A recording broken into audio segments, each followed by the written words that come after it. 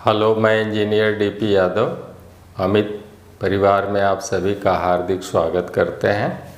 हम लोग physics first paper पढ़ रहे हैं और इसमें तमाम प्रतियोगी परीक्षाओं में पूछे गए महत्वपूर्ण, एक बार नहीं लाखों लाख बार पूछे गए प्रश्न, रिपीटेड क्वेश्चन, हम लोग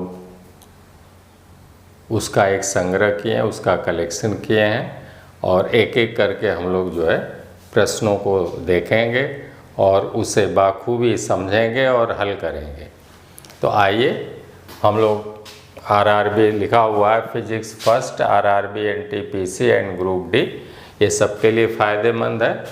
जो बच्चे विद्युत उत्पादन निगम में एसएसओ के पद पर अप्लाई किए हैं उनके लिए भी ये है, जो बोरिंग टेक्नीशियन में अप्लाई किए हैं उनके लिए भी है, और आरआरबी में जो भी हैं गुड्स गार्ड हैं, एएसएम के लिए, टीएसीए के लिए अप्लाई किए हैं उनके लिए, लोको पायलट के लिए, सबके लिए फ़ायदेमंद है।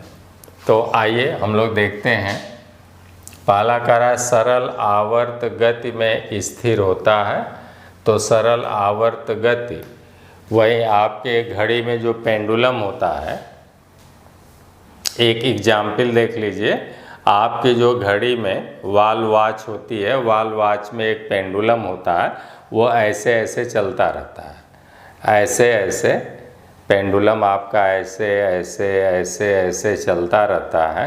वहीं आपकी सरल आवर्त गति का एक वो भी एग्जाम्पल है। तो सरल आवर्त गति में ये गति एकदम फिक्स होती है, आवृत्ति और आवर्त काल एकदम फिक्स होता है। अगर ये गड़बड़ हो जाए तो आपकी घड़ी स्लो और फास्ट होने लगेगी।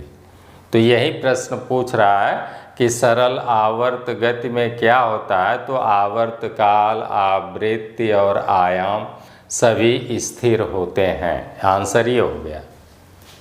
जो भी विकल्प में दिया रहेगा वो आपका आंसर हो जाएगा। तो सरल आवर्त गति में स्थिर होता है, तो स्थिर होता है, आंसर आपका हो गया आवर्त काल।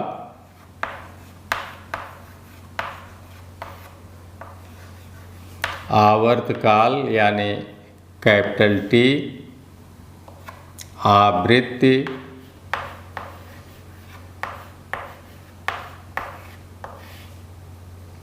और आयाम,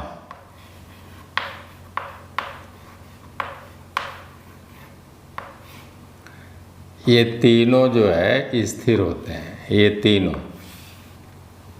लिख लेंगे कि सरल आवर्त गति में आवर्त काल कैपिटल टी भी, आवृत्ति एन भी और आयाम ए, ये सभी स्थिर होते हैं, ये बदलते नहीं। अगर ये बदलें तो हम लोगों की घड़ी स्लो और फास्ट होना शुरू हो जाएगी अगर इसमें कोई दिक्कत आए। तो इस तरह से सरल आवर्त गति में क्या क्या स्थिर है, उसका आवर्त काल भी स्थिर होता है पेंडुलम का, और आवृत्ति भी और आयाम भी। दूसरा क्वेश्चन करा, किसी कक्षा से अलग उपग्रहों का छोटा हिस्सा अलग होता है तो क्या होगा। तो चूँकि जो हम लोग बेटा सैटेलाइट या उपग्रह छोड़ते हैं तो उसे छोड़ने के लिए हम लोग रॉकेट लॉन्चर का प्रयोग करते हैं और वह ले जाकर उपग्रह को जो है एक निश्चित वेग देकर और पृथ्वी के उस कक्षा में, उस ऑर्बिट में स्थापित कर देता है, छोड़ देता है। तो वो जिस वेग से छोड़ देता है उस कक्षा में, उसी वेग से वो जो है उस कक्षा में निरंतर चक्कर लगाता रहता है। उसे चक्कर लगाने के लिए किसी भी प्रकार के इंजन या पेट्रोल या डीजल या ईंधन की ज़रूरत नहीं पड़ती है, ना ही उसमें कोई इंजन लगा रहता है जो कि उसे चलाता है। चूँकि वहाँ पर निर्वात है, एक तरह से वायुमंडल है ही नहीं, अतः घर्षण बहुत कम होता है। तो जिस वेग से उस कक्षा में स्थापित किसी भी पिंड को कर दिया जाएगा तो वो पिंड जो है उसी गति से निरंतर चक्कर जो है लंबे समय तक लगाता रहता है। तो ऐसे ही हमारा सैटेलाइट भी बिना इंजन का, बिना किसी उसका होता है। उसमें हम लोग सारे सिस्टम, कैमरे वगैरह और भी जो भी रडार और भी जो माने इलेक्ट्रॉनिक्स उपकरण है वो सब लगाकर, और हम लोग उससे जो है टीवी सिग्नल भी लेते हैं, मौसम की जानकारी भी लेते हैं, दूरसंचार में उसका प्रयोग करते हैं।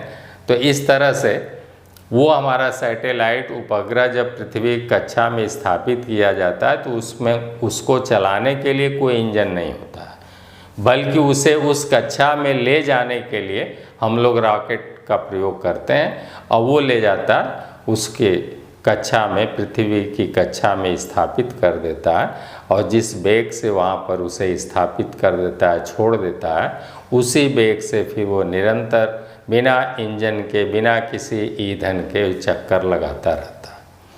अब प्रश्न यह है कि अगर उससे कोई सीमेंट की बोरी अलग गिरा दी जाए उपग्रह से यानी सैटेलाइट से, या सैटेलाइट का कोई हिस्सा वहाँ से टूटकर अलग हो जाए तो क्या होगा? तो वो भी पृथ्वी पर नहीं गिरेगा, क्योंकि उसका भी वेग वही है। जिस वेग से आपका उपग्रह नाच रहा है उससे अलग हुए पिंड का भी वेग वही रहेगा, अतः वो भी उसी वेग से उसी कक्षा में निरंतर चक्कर लगाता रहेगा। आंसर ये हो गया कि अलग हुआ पिंड भी उपग्रह की ही चाल से उसकी कक्षा में चक्कर लगाता रहेगा, ऐसा नहीं कि वो नीचे पृथ्वी पर गिर जाएगा। तो लिख लें, तो वही पूछ रहा, उपग्रह का छोटा हिस्सा अलग होता है तब क्या होगा? तो लिख लें, वह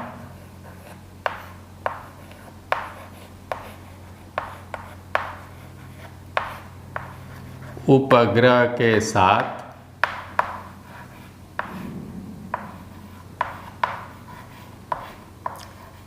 उसी कक्षा में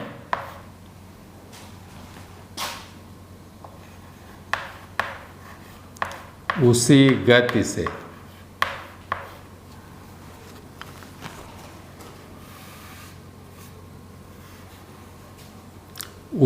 गति से मिटा देते हैं,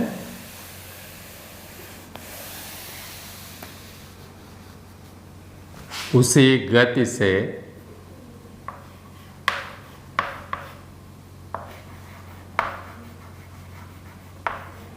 चक्कर लगाता रहेगा।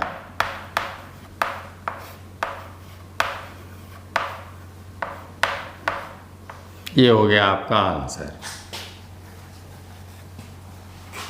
यहाँ से आपका आंसर हो गया। अगला क्वेश्चन कहता है, वह कौन सा बल होता है जिसके कारण पिंड धरती के केंद्र की ओर खींचा चला आता है? तो पृथ्वी का गुरुत्वाकर्षण बल होता है। पृथ्वी अपने गुरुत्व बल के कारण ही हर पिंड को अपने केंद्र की ओर खींचती है बेटा। तो वही प्रश्न पूछ रहा है कि वह कौन सा बल होता है जिसके कारण पिंड धरती के केंद्र की ओर खींचा चला आता है? तो वो है पृथ्वी का गुरुत्वाकर्षण बल। तो तीसरे का आंसर हो गया, गुरुत्वाकर्षण बल।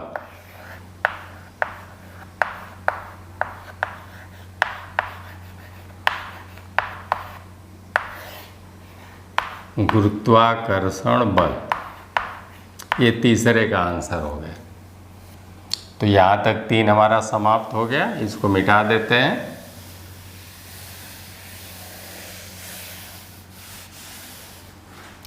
अगला क्वेश्चन है, 5 kg द्रव्यमान वाली बंदूक से 10 के घाते -2 kg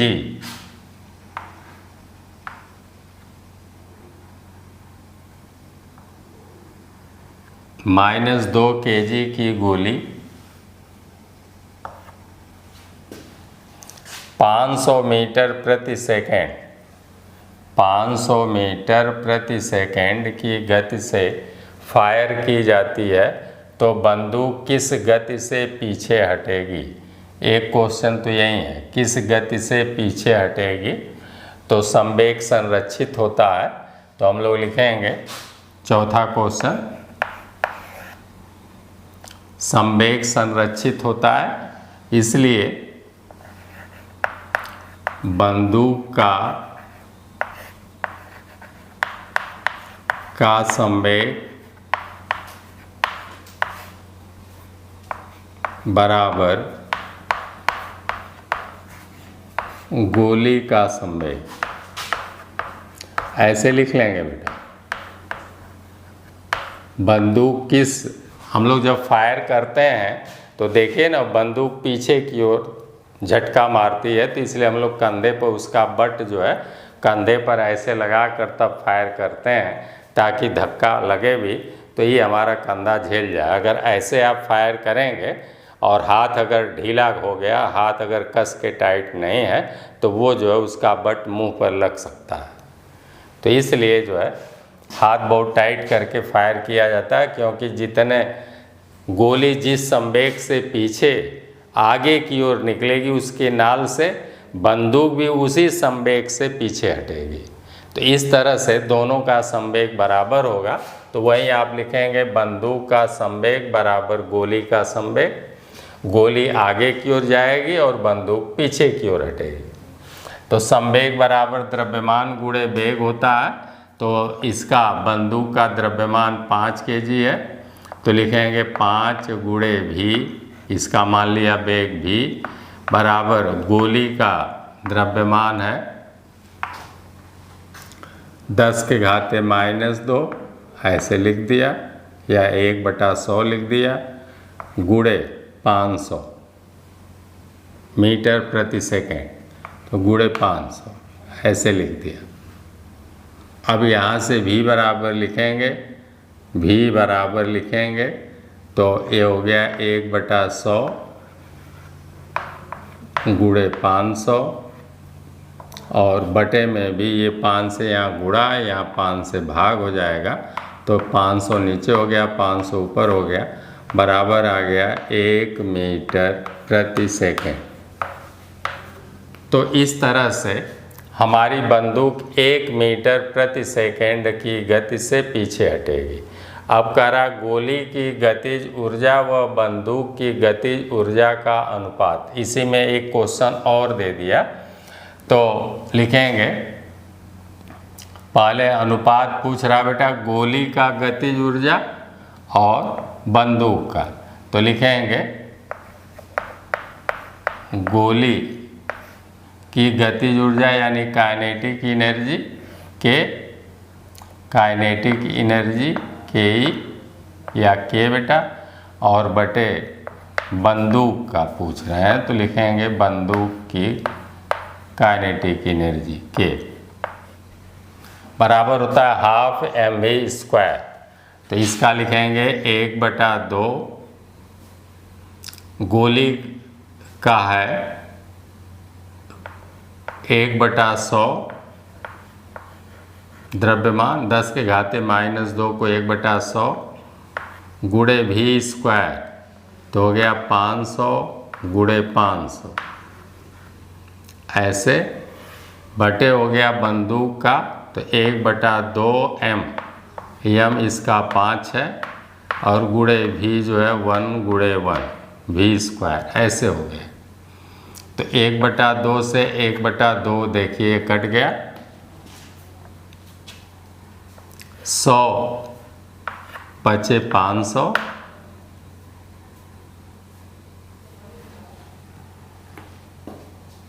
½ mv²। ठीक है बेटा,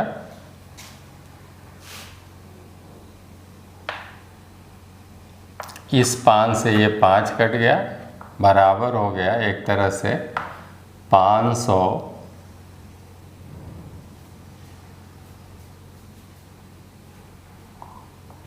बटा 1। चौथा क्वेश्चन है,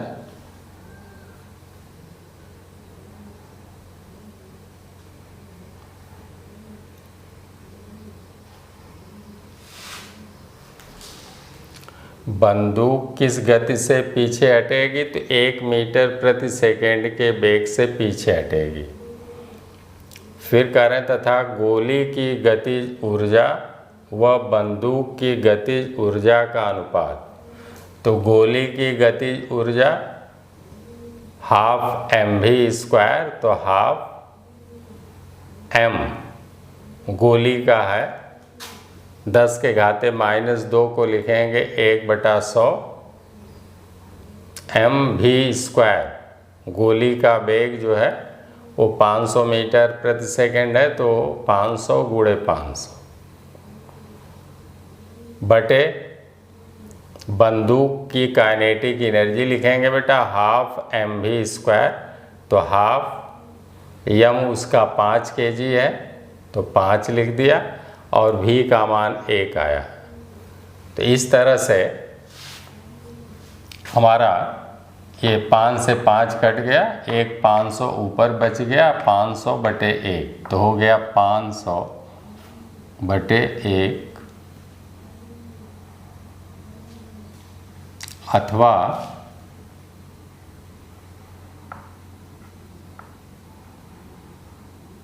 यही अनुपात हो गया। अथवा इसको हम लोग जो है ऐसे भी लिख सकते हैं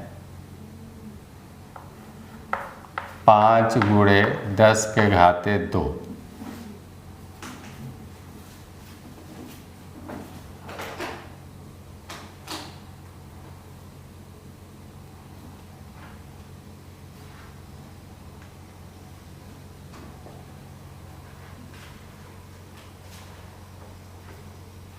अगला क्वेश्चन है हम लोगों का,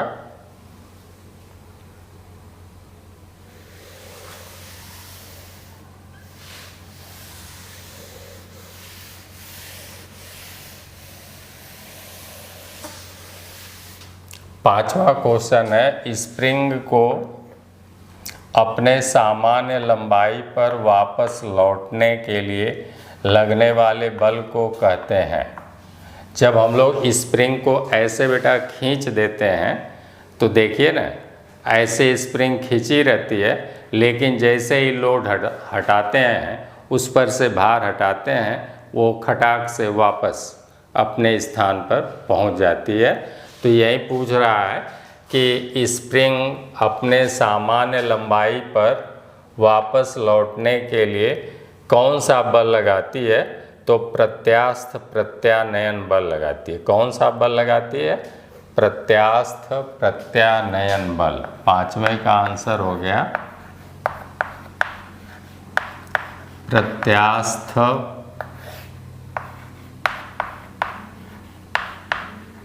प्रत्यानयन बल।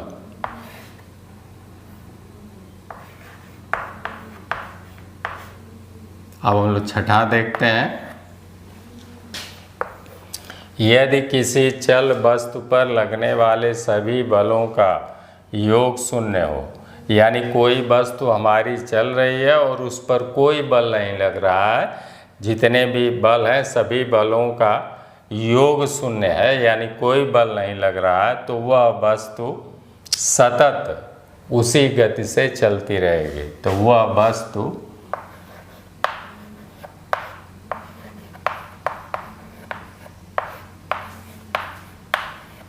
सतत चलती रहेगी। सतत चलती रहेगी अथवा उसी वेग से चलती रहेगी बेटा। सातवां क्वेश्चन कहता है, यदि उत्तोलक में भार W तथा आयास P हो तो यांत्रिक लाभ जो है W/P हो जाएगा। मैकेनिकल एडवांटेज या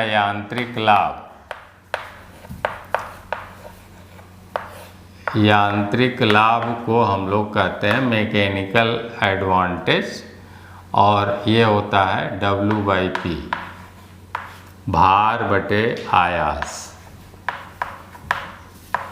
भार बटे P को आयास कहते हैं। ऐसे ये हो गया।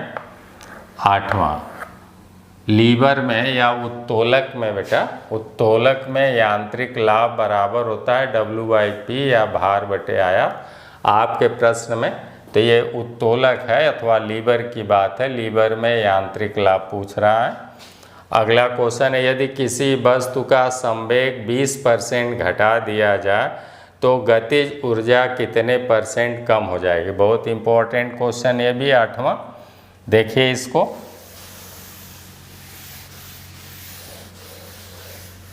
आठवां क्वेश्चन हम लोग देखते हैं। यदि किसी वस्तु का संवेग 20% घटा दिया जाए तो संवेग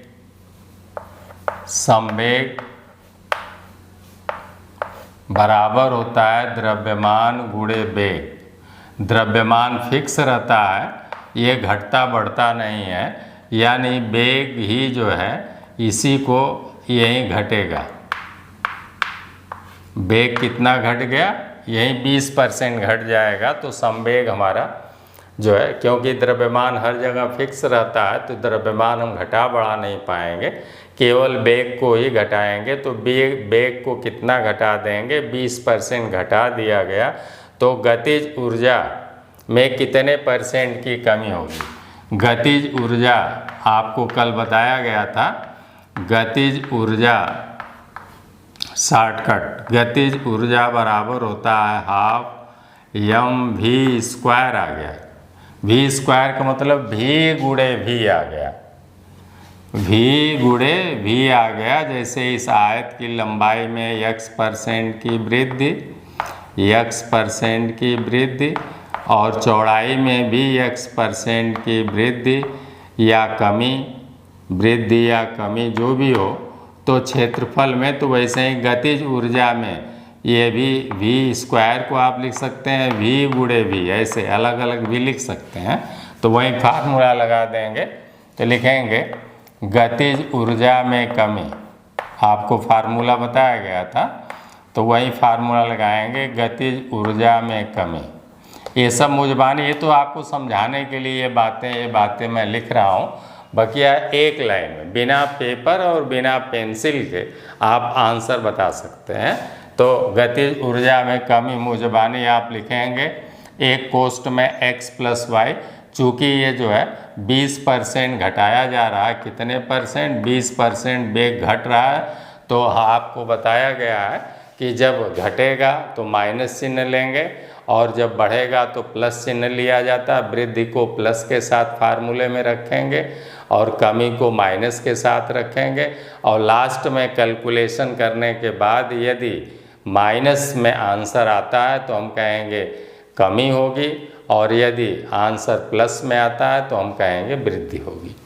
तो इस तरह से गतिज ऊर्जा में कमी आप लिखेंगे 20 - 20 एक कोष्ठ में ऐसे लिखेंगे, प्लस लिखेंगे -20, ऐसे लिख लें -20 गुणे -20 ऐसे बटे 100,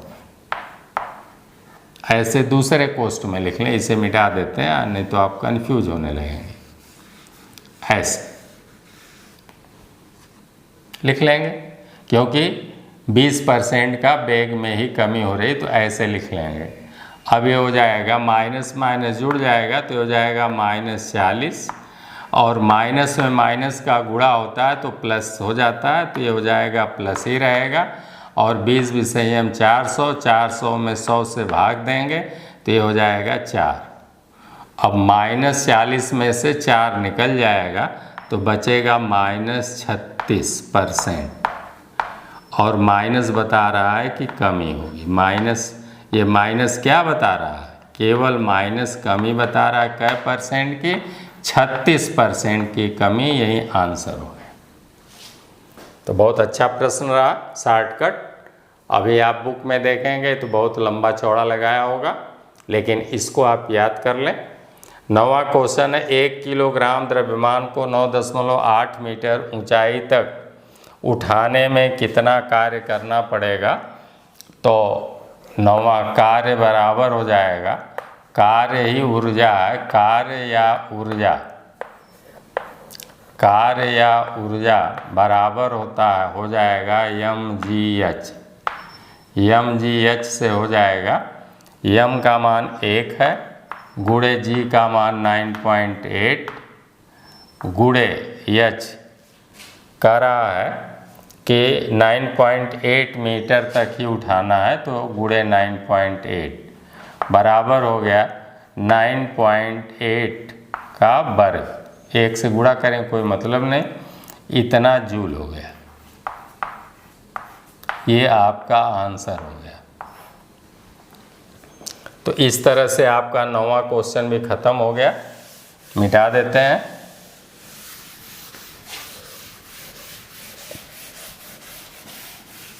अब हम लोग चलते हैं 10वां क्वेश्चन।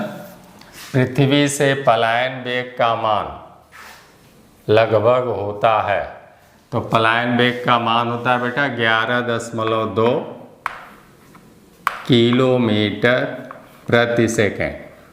कितना होता है? 11.2 किलोमीटर प्रति सेकेंड पलायन वेग का मान।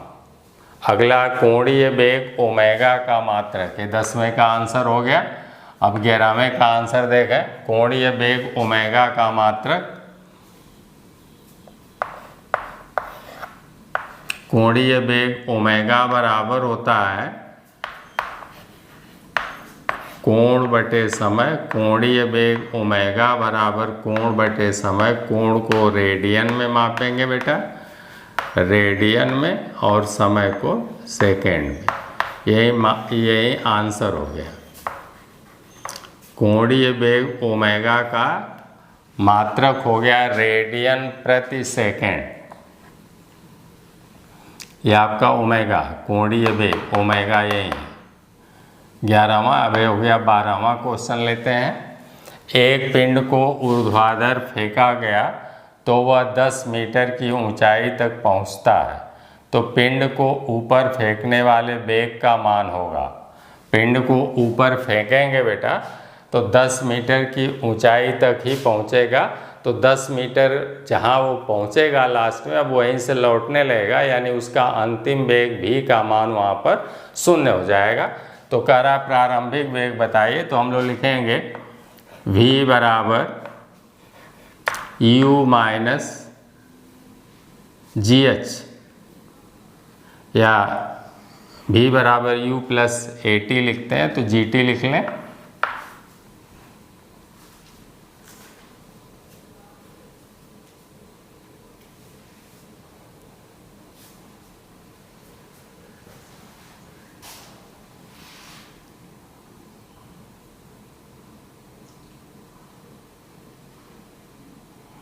एक पिंड को ऊर्ध्वाधर फेंका गया, वह 10 मीटर की ऊंचाई तक पहुंचता है। तो पिंड को ऊपर फेंकने वाले वेग का मान होगा। 10 मीटर की ऊंचाई तक जाता है।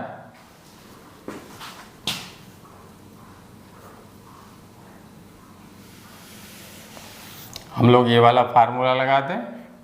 v स्क्वायर बराबर u स्क्वायर माइनस 2gh। ऐसे अगर लगा दें तो देखें ये हो गया 0 बराबर u स्क्वायर माइनस 2 गुणे 9.8 गुणे h का मान 10। अब हो गया, यहाँ से हो गया u स्क्वायर बराबर, अगर लिखें इधर ले आवें तो ये प्लस हो जाएगा, और ये 98 गुणे 2 हो जाएगा। या 98 में 2, 9.8 में 10 से गुणा करेंगे 98 जगह, 98 में 2 से गुणा करेंगे। 8 दूना 16 के 6 हाथ में लगा 1, 9 दूना 18, 1 19, 196। तो इसलिए आप लिखेंगे u बराबर, तो u बराबर करड़ी में, अब इसका घात खत्म करेंगे तो ये आ जाएगा करड़ी में 196 बराबर आ जाएगा 14। तो u ही पूछ रहा था प्रारंभिक वेग, तो ये आपका आंसर आ गया 14 मीटर प्रति सेकेंड। ये आपका आंसर हो गया बेटा। 14 मीटर प्रति सेकेंड के वेग से फेंका जाएगा। अगला 13वां क्वेश्चन। एक चली हुई कार और एक रेल इंजन दोनों में समान गतिज ऊर्जा है, तो किसका संवेग अधिक होगा? जब गतिज ऊर्जा समान होती है तो जिसका द्रव्यमान अधिक होता है उसका अधिक होता है। ध्यान से सुन लें, जब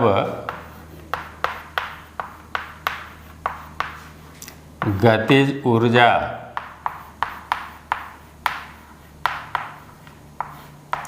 समान हो तब जिसका द्रव्यमान अधिक होता है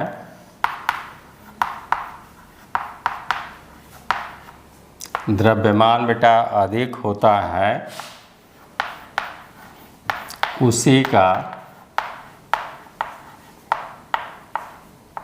संवेग भी अधिक होता है।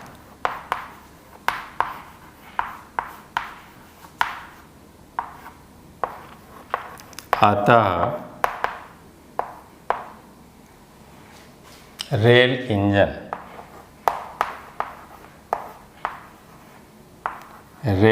इंजन का संवेग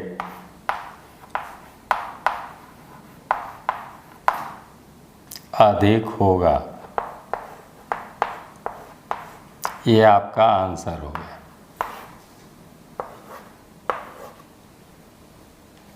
चलिए 13वां क्वेश्चन भी हो गया।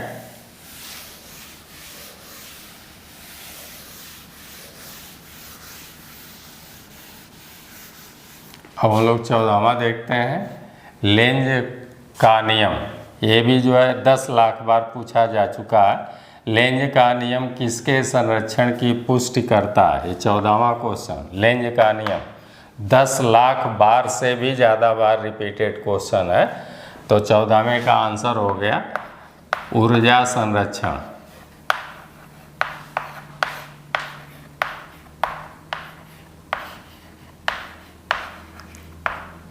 अब लेंज का नियम अगर बताया जाए तो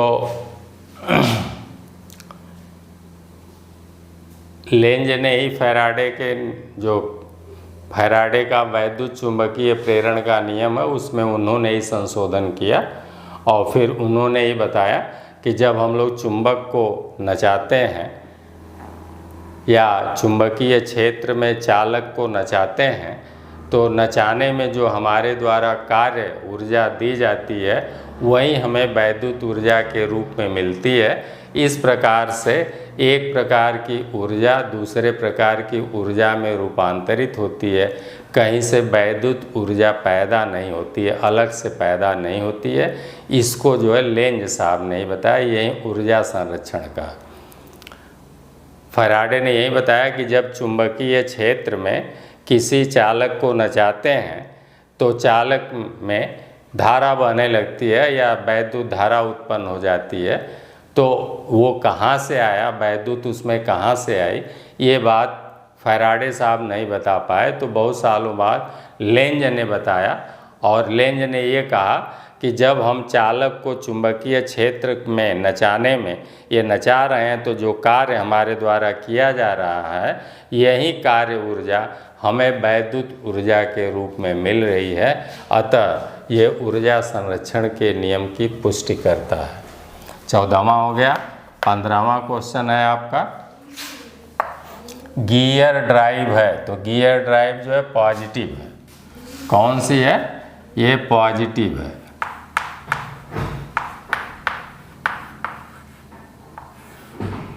पॉजिटिव या धनात्मक चालक,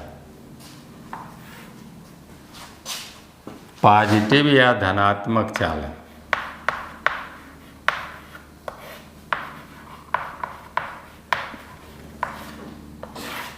जिसमें बेटा स्लिप न हो, फिसलन न हो, ऐसी गति।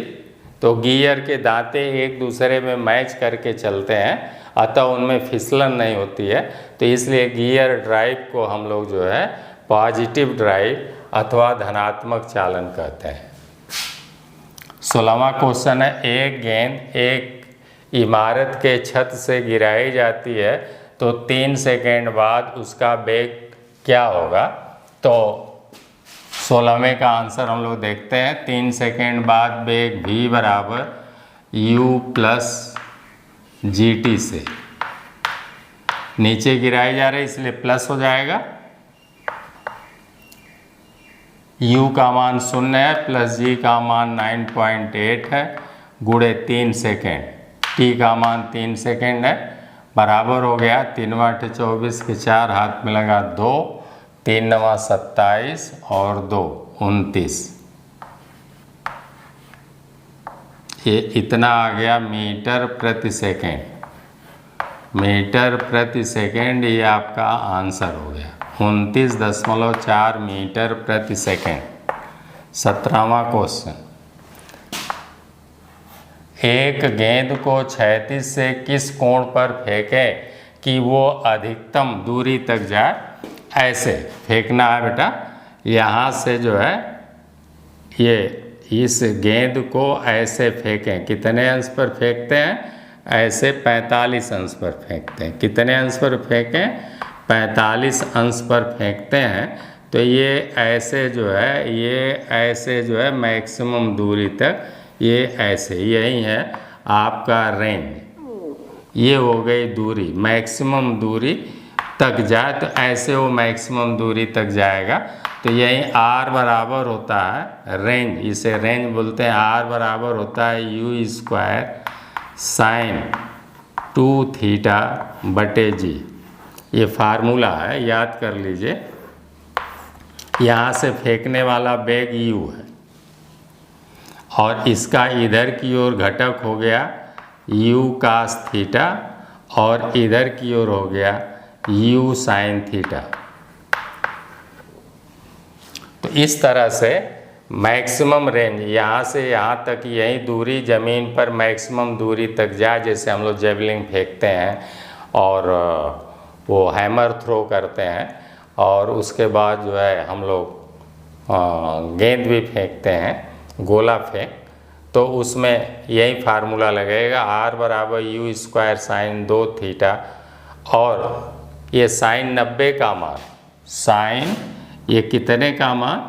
साइन 90 का मान अधिकतम एक हो जाता है।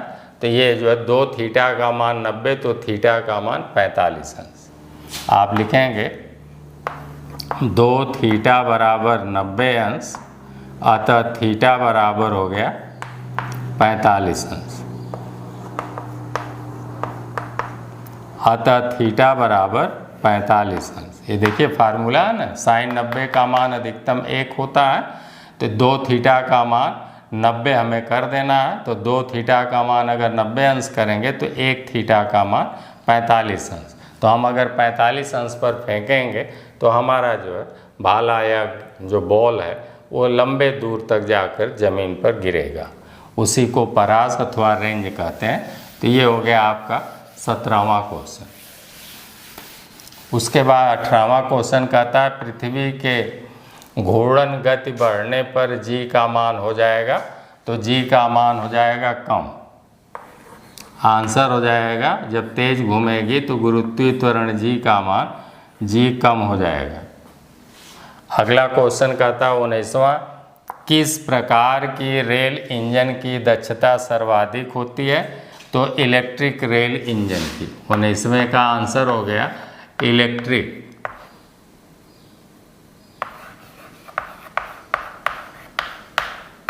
Electric rail engine.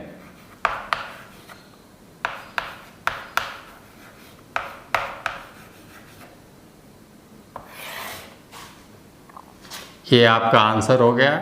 20वां कहता है घर के बिजली का बिल किसके आधार पर आता है? तो kWh, किलोवाट घंटा, इसे कहेंगे किलोवाट घंटा, या इसी को कहेंगे यूनिट।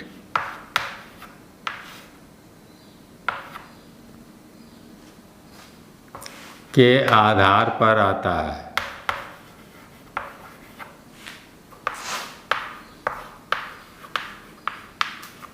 के आधार पर बेटा आता है 20वां 21वां क्वेश्चन हो गया। घर के बिजली का बिल किसके आधार पर आता है? 21वां क्वेश्चन हो गया। किलोवाट घंटा किसका मात्रक है? यही वाला। तो kWh किलोवाट घंटा ऊर्जा का मात्रक है। ऊर्जा का मात्रक है या ऊर्जा का बड़ा मात्रक है? किसका मात्रक है? ऊर्जा का मात्रक है। 22वां क्वेश्चन। 22वां क्वेश्चन कहता है 1 किलोवाट घंटा में कितने जूल होते हैं? तो 1 kWh बराबर ही है 1 यूनिट।